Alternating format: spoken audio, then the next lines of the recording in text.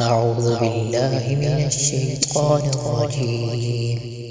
بسم الله الرحمن الرحيم.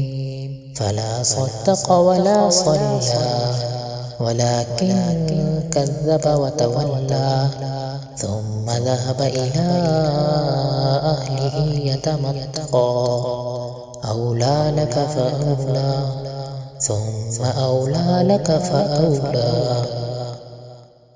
أيحسب الإنسان أن يترك سدى ألم يكن نطفة من مني يمنى ثم كان علقة فخلق فسوى فجعل منه الزوجين الذكر والأنثى أليس ذلك بقادر على